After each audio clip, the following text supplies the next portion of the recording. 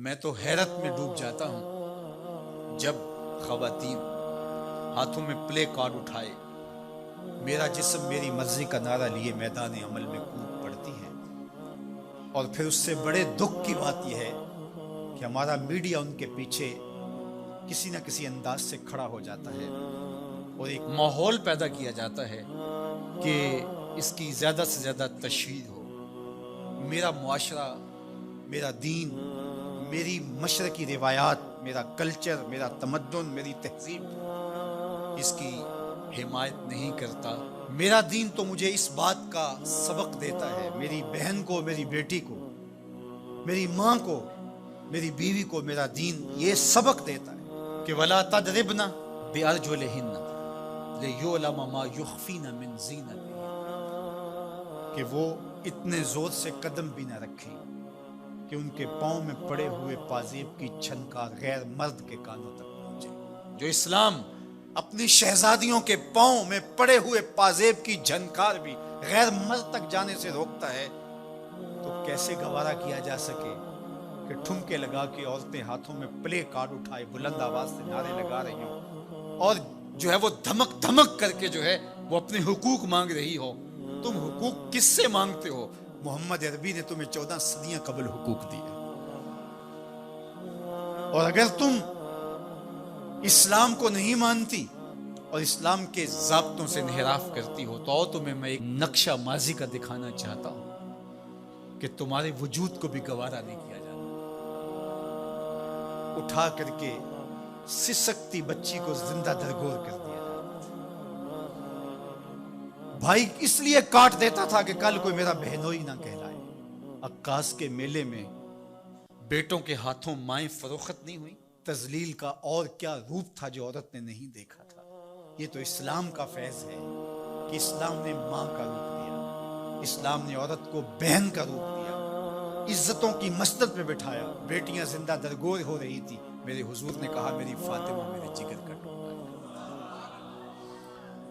اس کو بتایا کہ تو تکریم کی جگہ پہ ہے، تو عزت کے مقام پہ ہے، اور حضور علیہ السلام سے سیدہ ملنے آتی، حضور اٹھ کے استقبال کرتے۔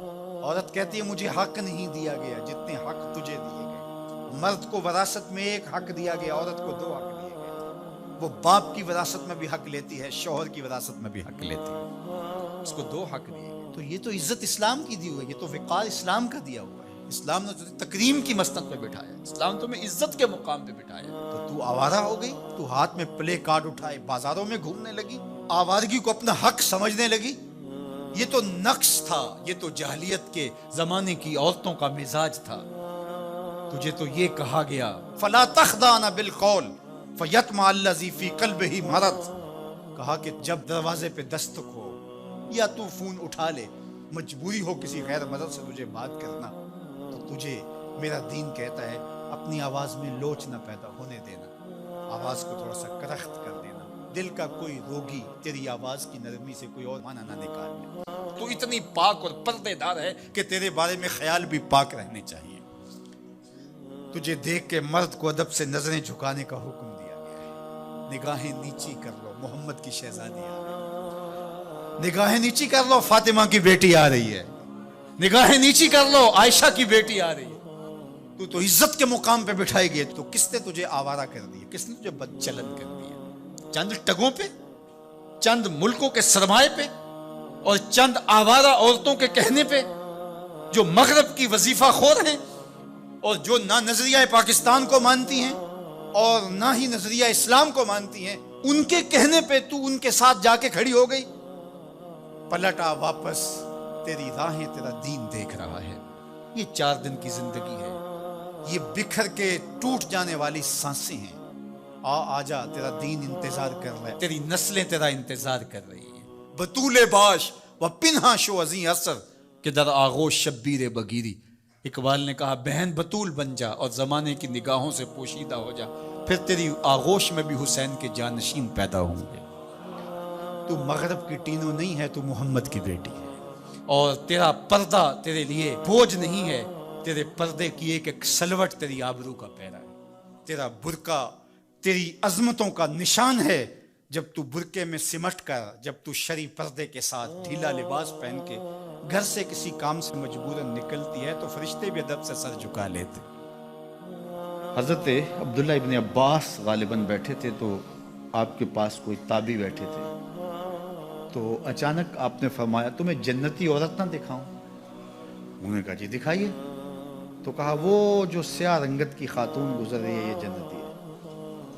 تو انہوں نے کہا وہ کیسے؟ کہا ایک دن یہ حضور کے پاس آئی اور آقا کریم سے کہنے لگی حضور میرے لیے دعا کر دیجیے، مجھے مرگی کے دورے پڑتے تو میں گر پڑتی ہوں، تو آپ میرے لیے دعا کر دیجیے میں اس بیماری سے بچ جاؤں.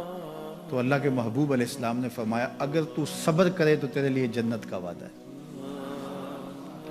آپ کہو تو میں دعا کر دیتا ہوں تم ٹھیک ہو جاؤ گے، لیکن اگر تم صبر کرو تو جنت کا وعدہ ہے. تو اس نے کہا ٹھیک ہے مجھے منظور ہے، جنت وعدہ ٹھیک ہے، لیکن جب میں گرتی ہوں تو میرا پردہ کھل جاتا ہے، عورت ذات ہوں. چلو ٹھیک ہے بیماری رہے گروں بھی، لیکن اتنی دعا تو کر دیں کہ پردہ نہ کھلے. تو اللہ کے محبوب نے فرمایا ہاں یہ دعا میں کر دیتا ہوں. کہا کہ مرگی کے دورے سے اب بھی پڑھتے ہیں، اب بھی گر جاتی ہے، لیکن اللہ اس کے پردے کی حفاظت کرتا ہے. اللہ اکبر.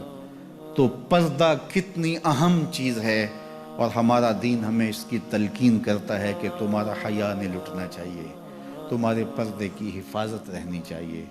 حیا دین ہے اور حیا کے ساتھ اسلام کا تعلق کتنا گہرا ہے کہ یہ دونوں جڑی ہوئی چیزیں ہیں. ایک رخصت شے ہوتی ہے تو دوسری بھی رخصت ہوتی ہے.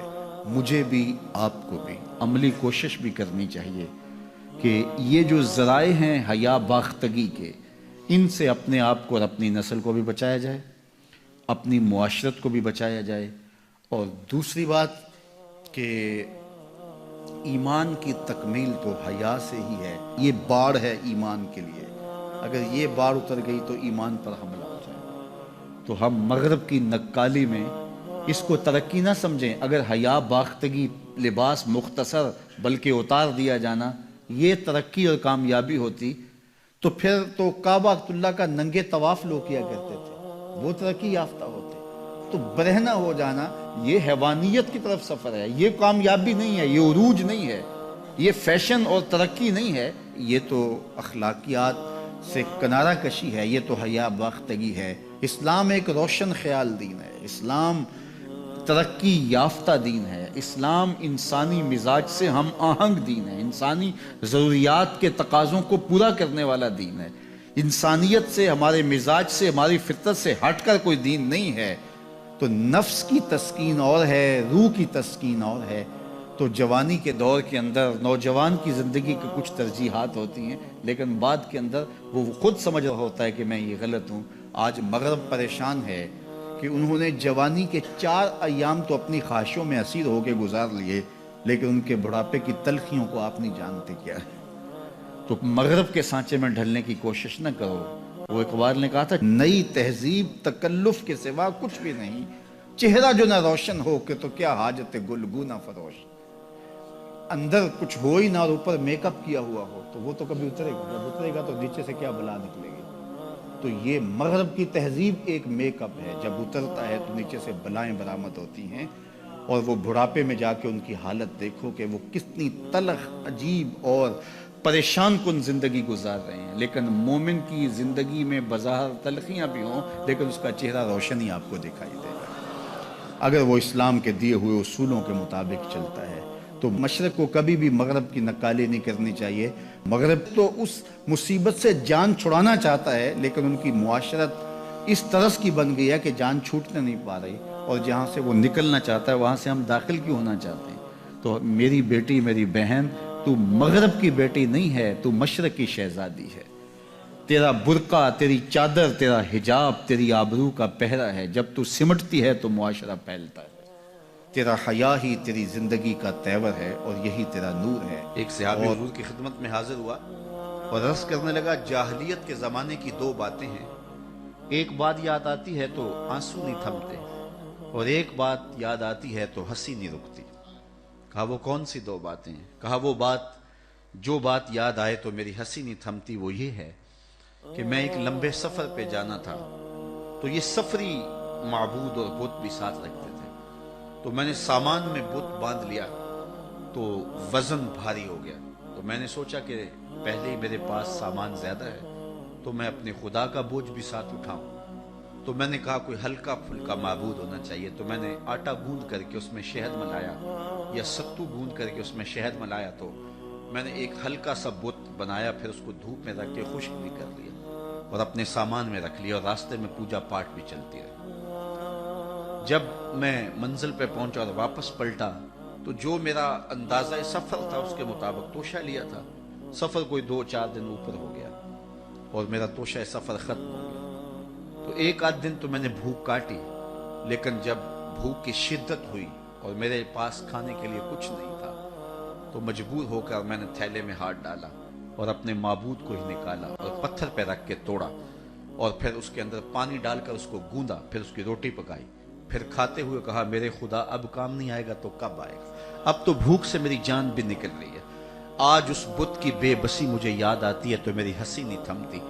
کتنا بے بس معبود تھا جو اپنے پجاری سے اپنا وجود بھی نہیں بچا سکتا تھا، وہ یہ بھی گزارش نہیں کر سکتا تھا کہ میری پوجا پاٹ کرنے والے آج میرے بدن کو توڑ رہا ہے اور دانتوں تلے چبا رہا ہے اور پھر اپنے معدے میں ڈالے گا، پھر گندگی کے ڈھیر پہ پھینک آئے گا، جو اپنی دکھ بھری داستان بھی بیان نہیں کر سکتا، وہ میرا معبود تھا۔ آج اس بت کی بے بسی مجھے یاد آتی ہے تو میری ہنسی نہیں تھمتی، اور جو چیز مجھے تڑپا دیتی ہے وہ یہ ہے کہ میں اپنی بیوی کو حاملہ چھوڑ کے گیا ایک سفر پہ، اور وہ میرا سفر بہت لمبا تھا، کئی سالوں کے بعد واپس پلٹا تو میرے گھر کے آنگن میں بیٹی کھیل رہی تھی، اور میری بیوی نے اس ڈر سے کہ یہ بیٹی کو زندہ درگور کر دے گا، بیٹی کی توتلی زبان پر میرے لیے محبت کے خوبصورت جملے رکھ دیے۔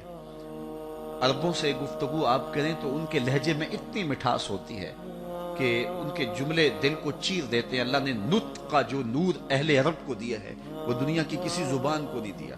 اقبال نے کہا نا شکوہ ترکمانی ذہن ہندی نطق عربی، کہ عربوں جیسی زبان کسی کے پاس نہیں ہے، ترکوں جیسا وجود کسی کے پاس نہیں ہے، اور ہندیوں جیسی ذہانت کسی کے پاس نہیں ہے۔ تو وہ بات اور ان کا میٹھا لہجہ اور خوبصورت انداز، اور اس نے بیٹی کی زبان کے اوپر خوبصورت باتیں، باپ کے لیے محبت کے جذبات رکھ دیے۔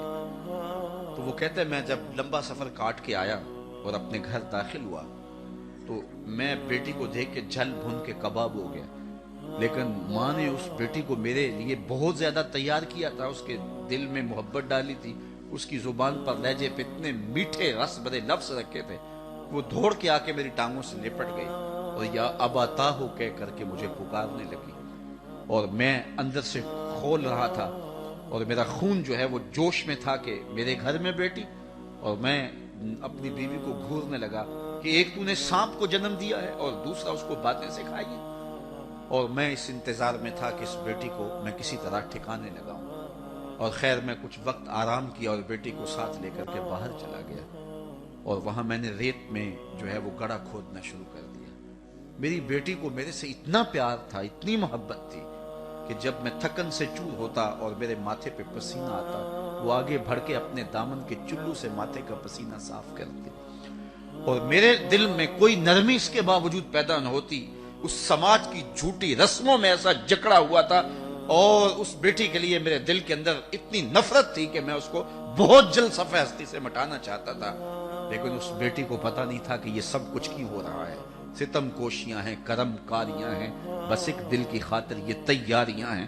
اسے نہیں پتا تھا یہ گڑھا کس کے لیے کھودا جا رہا ہے۔ خیر جب میں نے گڑھا کھود لیا اور میں گڑھے سے باہر آیا تو میری بیٹی کے چہرے پر طمانیت کے آثار آ گئے کہ میرے باپ کی مشقت ختم ہوئی، لیکن اسے نہیں پتا تھا کہ اب مشقت کس کی شروع ہونے والی ہے، اور میں نے اس کو دھکا دے کے اوپر سے ریت انڈھیلنا شروع کر دی۔ وہ ننھے ننھے ہاتھ جوڑ کے مجھے فریاد کرنے لگی اور کہنے لگی کہ ابا جان میں کچھ طلب نہیں کروں گی، اور میں ریت پھینکتا رہا، اور پھر ریت پھینک کر کے میں واپس آ گیا۔ آج اسلام لایا ہوں تو اس کی چیخیں مجھے سونے نہیں دیتی۔ اور جب یہ بات وہ کر رہا تھا وَأَيْنَ رَسُولُ اللَّهِ تَدْمَعَانِ، حضور کی آنکھوں میں آنسو تھے، تو صحابہ نے اس کو گھورا، کہا تو نے اتنا دردناک واقعہ سنایا ہے کہ حضور کو دکھی کر دیا ہے، لیکن آقا کریم نے اشارے سے ان کو روکا، کہا اس کو سنانے دو۔ تو صحابی کو کہا کہ پھر سناؤ۔ کہتا ہے حضور یہ بات جب مجھے یاد آتی ہے تو میرے آنسو نہیں تھمتے، بیٹیوں کو زندہ درگور کرنے والے اور بیٹیوں کو جو ہے وہ گڑوں میں پھینکنے والے اور اس پر خوشیاں منانے والے اور معاشرے سے داد وصول کرنے والے اور یہ بیٹیوں کا ظلم، بیٹیوں کے اوپر ستم کی کہانیاں رقم ہوتی تھی. لیکن سنو میرے اور آپ کے آقا و مولا میلاد والے رسول نے کیا کہا. جب حضور تشریف لائے اور بیٹیاں زندہ درگور ہو رہی تھیں، حضور نے ایک جملہ ارشاد فرمایا. ہم نے اس کو دوسرے پہلو سے سوچا ہے، کلمہ محبت تو ہے ہی ہے، لیکن اس ظالم سماج کے خلاف یہ اعلان جنگ تھا اور یہ حضور کا کلمہ جہاد تھا. حضور نے اس زمانے میں کہا جب بیٹیاں زندہ درگور ہو رہی تھیں کہ بیٹیوں کو زندہ درگور کرنے والے سن لیں، میری بیٹی فاطمہ میرے جگر کا ٹکڑا ہے. تو یہ دنیا کے سامنے حضور کا اعلان جہاد تھا. اور پھر آج بیٹیوں کے لیے آپ کے دل میں بھی محبت ہے اور میرے دل میں محبت ہے. بیٹی جب گھر سے ہم رخصت کرتے ہیں تو باپ کی پلکیں بھی بوجھل ہوتی ہیں اور ماں کی سسکیاں بھی جو ہیں وہ نہیں تھمتی ہیں. یہ پیار کس نے رکھا ہے سینے کے اندر؟ یہ محبت کس نے رکھی ہے ماں باپ کے سینے کے اندر؟ میں گجرانوالہ مارکیٹ میں ایک دن گزر رہا تھا تو میں نے ایک بوڑھے شخص کو دیکھا جس نے اپنی کمر پہ بوریاں لا دی تھی. تو میں نے رک کے اسے پوچھا کہ تم اس بڑھاپے میں کام چھوڑ کیوں نہیں دیتے؟ تو مجھے کبھی بھی اس کا لہجہ نہیں بھولا. اس کی آنکھوں میں نمی آ گئی اور ایسے اس نے انگلی کھڑی کی اور کہنے لگا حضرت ابھی ایک بیٹی رہتی ہے جس کی میں نے شادی کر دی. تو میں سوچنے لگا یہ باپ تو زندہ درگور کرتا تھا، آج یہ جھکی ہوئی کمر پہ بوریاں لاد رہا ہے. یہ بھائی تو قتل کرتا تھا، کل کوئی میرا بہنوئی نہ کہلائے. آج یہ فیکٹری میں اوور ٹائم لگا رہا ہے کہ میں نے بہن کے ہاتھ پیلے کرنے. باپ کے سینے میں یہ پیار کس نے ڈالا؟ بھائی کے سینے میں یہ محبت کس نے ڈالی؟ ایک ہی جواب ملے گا، میلاد والے رسول نے. اب کوئی اس بیٹی کو کہے کہ تو حضور کا میلاد نہ منایا کر، میرے پاس بڑی دلیلیں موجود ہیں، تو وہ کہے گی منہ دوسری جانب کر. مجھے تو عزت ہی حضور نے دی ہے، مجھے تو جینے کا حق ہی حضور نے دیا ہے، مجھے تو وقار ہی حضور نے دیا ہے. میری ساری عزت اور میرا سارا وقار اور میرا سارا تقدس آمنہ کے لال کا صدقہ ہے. میں تو جیوں گی تو حضور کے لیے، میں تو مروں گی تو حضور کے لیے. میں تو اپنی اولاد کو بھی درود و سلام کی لوریاں دوں گی، میں تو اپنی اولاد کو بھی حضور پہ درود پڑھنا سکھاؤں گی، اس لیے کہ مجھے زندگی کی ضمانت ہی مصطفیٰ جان رحمت نے دی.